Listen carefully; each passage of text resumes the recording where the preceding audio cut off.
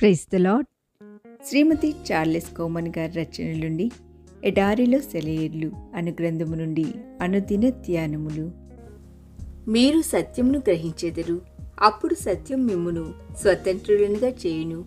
యోహాను సువార్త 8:32. సత్యము తెలుసుకునేందుకు ప్రయత్నించని మానవుల్ని ప్లాటో భూమి అంతర భాగాలలో తలలు ప్రక్కకు త్రిప్పలేనంతగా బలమైన గొలుసులతో బంధించబడిన బందీలతో పోల్చాడు. వాళ్ళు నిర్బంధించబడిన చెరసాలలో వాళ్ళు ఎదురుగా పెద్ద పెద్ద రాళ్లతో నిర్మించబడిన బలమైన గోడ ఉంటుంది.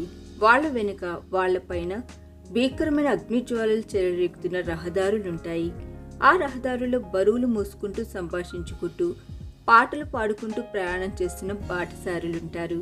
ఆ బాటసారుల నీడలు చెరసాల గోడలపై కనిపిస్తుంటాయి. వాళ్ళ మాటలు పాటలు చెరసాల గోడల వద్ద ప్రతిధ్వనిస్తుంటాయి.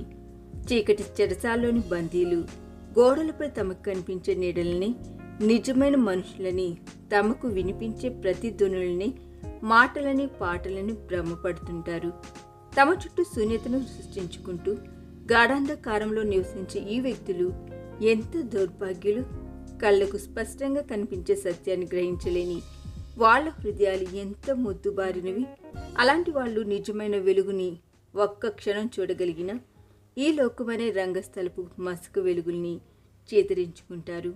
అలాంటి వాళ్లపైకి ఒకే ఒక నిత్యత్వపు కాంతి కిరణం ప్రసరించిన ఈ లోకాన్ని, ఇందులోని సమస్తాన్ని వాళ్ళు పెంటతో సమానంగా ఎంచుకుంటారు.